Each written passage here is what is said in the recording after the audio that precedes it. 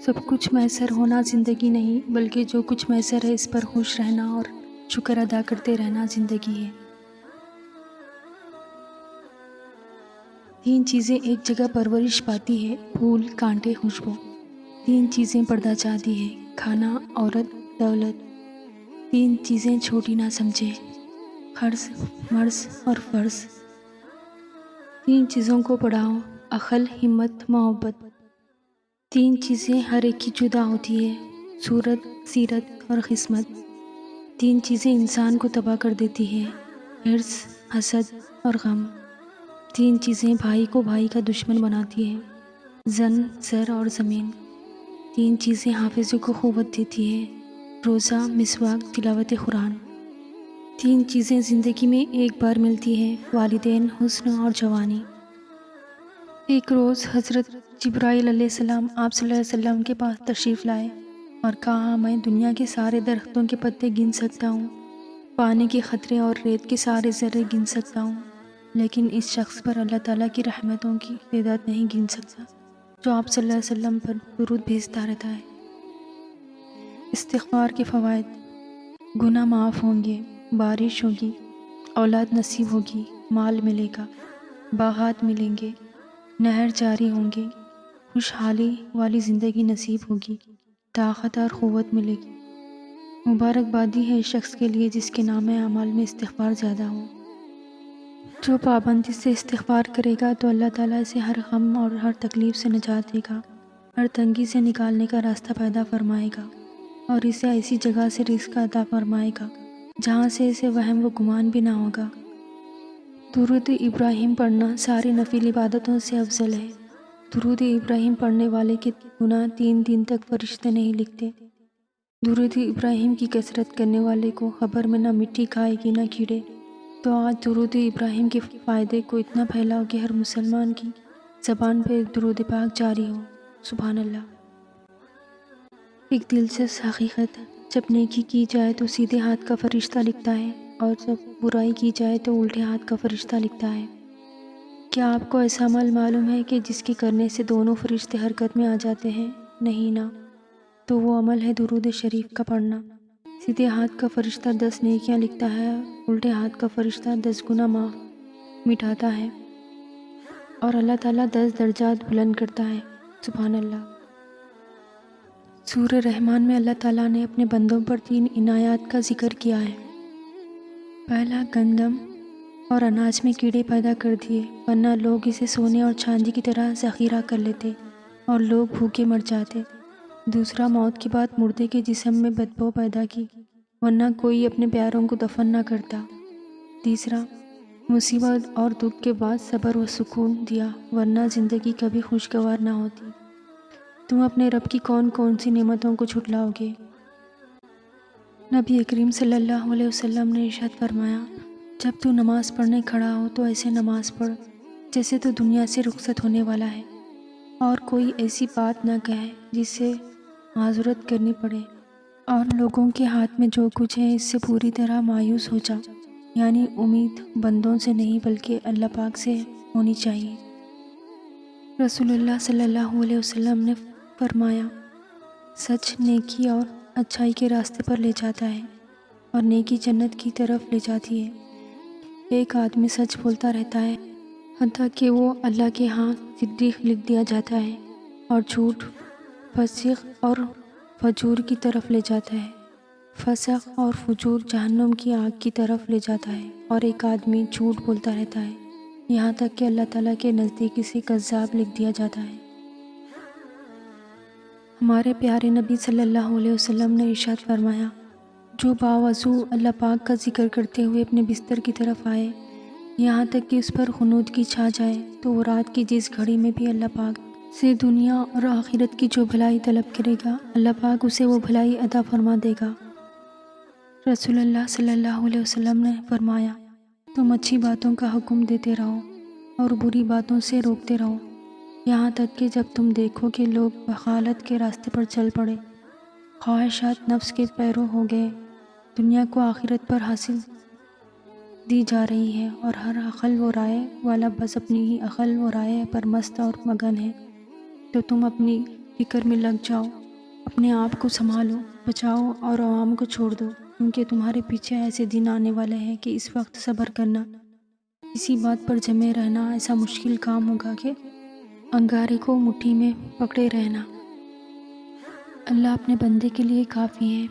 اللہ کے اختیار میں ہے کہ آسمانوں کی سب چیزیں اور زمین کی بھی، اور اللہ کا احساس کافی ہے۔ اللہ کس پر رحم کرتا ہے؟ جریر بن عبداللہ رضی اللہ تعالیٰ عنہ بیان کرتے ہیں کہ رسول اللہ صلی اللہ علیہ وسلم نے ارشاد فرمایا، جو شخص لوگوں پر مہربانی نہیں کرتا اللہ تعالیٰ اس پر مہربانی نہیں کرے گا۔ سمجھدار اور کامیاب انسان بنے۔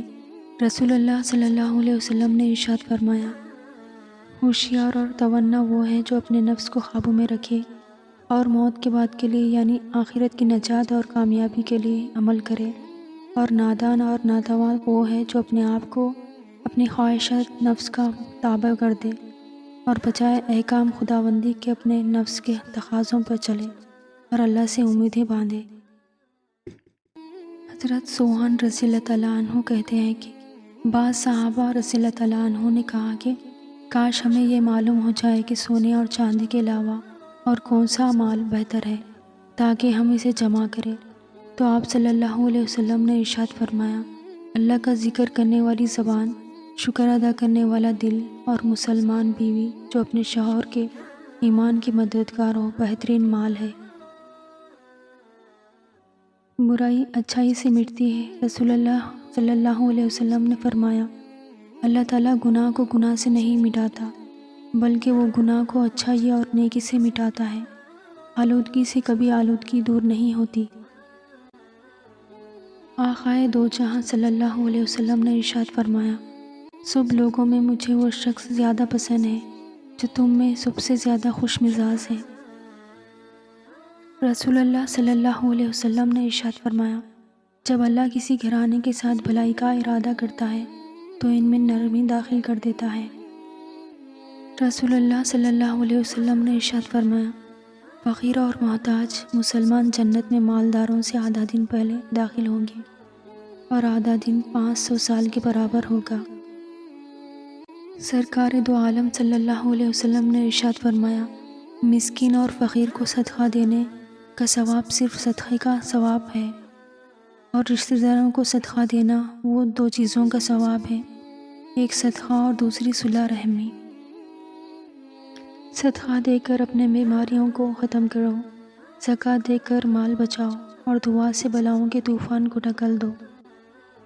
رسول اللہ صلی اللہ علیہ وسلم نے ارشاد فرمایا کہ جو شخص ظالم کے ساتھ اس کی مدد کے لیے چلتا ہے حالانکہ وہ سب جانتا ہے کہ وہ ظالم ہے تو یقیناً وہ اسلام سے نکل جاتا ہے۔ رسول اللہ صلی اللہ علیہ وسلم نے کبھی کھانے میں عیب نہیں نکالا۔ اگر آپ کو کھانا اچھا لگتا تو اسے کھا لیتے ورنہ چھوڑ دیتے۔ ہر مشکل میں رو رو کر دعا کیا کرو، کیونکہ جہاں انسان کا حوصلہ ختم ہو جاتا ہے وہاں سے اللہ کی رحمت شروع ہو جاتی ہے۔ الحمدللہ شکر ادا کرنے کی وجہ نہیں ڈھونڈنی چاہیے بلکہ عادت ڈال لینی چاہیے، کیونکہ شکر گزار لوگوں سے اللہ بڑی محبت کرتا ہے۔ زندگی کا پہلا حصول بھی کسی نے دیا اور آخری حصول بھی کوئی دے گا، اتنی سی اوقات پر اکڑ کیسی اے انسان۔ غریب سے اکڑ کر ملنا اور امیر سے ملتے ہوئے مسکراہٹ سجا لینا، یہ حسن اخلاق نہیں بدترین منافقت ہے۔ اگر انسان اپنی انگلیوں کا استعمال اپنی ہی غلطیوں کو گننے کے لیے کرے گا تو دوسروں پہ انگلی اٹھانے کا وقت ہی نہ ملے۔ آنسو کا وزن تو نہیں ہوتا، پھر بھی ان کے گر جانے سے دل ہلکا ضرور ہو جاتا ہے۔ انسان اپنا چہرہ تو خوب سجاتا ہے جس پر لوگوں کی نظر ہوتی ہے، مگر وہ دل کو سجانے کی کوشش نہیں کرتا جس پر اللہ کی نظر ہوتی ہے۔ معاف کر کے آگے بڑھ جائے ان سب لوگوں کو جنہوں نے دل دکھایا، تہمت لگائی، برا بھلا کہا، آپ کے لیے غلط بات کہی، آپ کو پریشان کیا۔ یقین جانیے آپ کا رب کچھ نہیں بھولتا اور وہ سب حساب برابر کرتا ہے، تو ناانصافی نہیں کرتا۔ وقت سب کو ملتا ہے زندگی بدلنے کے لیے، لیکن زندگی دوبارہ نہیں ملتی وقت بدلنے کے لیے۔ زندگی میں آدھا دکھ غلط لوگوں سے امیدیں رکھنے سے آتا ہے اور باقی کا آدھا دکھ سچے لوگوں پر شک کرنے سے آتا ہے۔ دل کا اچھا ہونے سے کہیں بہتر ہے کہ انسان زبان کا اچھا ہو، کیونکہ لوگوں کا واسطہ سب سے پہلے آپ کی زبان سے پڑتا ہے۔ دل تک تو کچھ خاص لوگ ہی پہنچ پاتے ہیں۔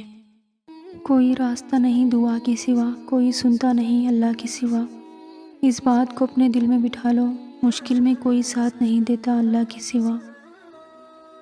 ماں زندگی کی تاریک راتوں میں روشنی ہے، باپ ٹھوکروں سے بچانے والا مضبوط سہارا ہے۔ اللہ پاک سب کے والدین کو ہمیشہ سلامت رکھے۔ آنکھ دنیا کی ہر چیز دیکھتی ہے، مگر جب آنکھ کے اندر کچھ چلا جائے تو اسے دیکھ نہیں پاتی۔ بالکل اسی طرح انسان دوسروں کے عیب تو دیکھتا ہے، پر اسے اپنے عیب نظر نہیں آتے۔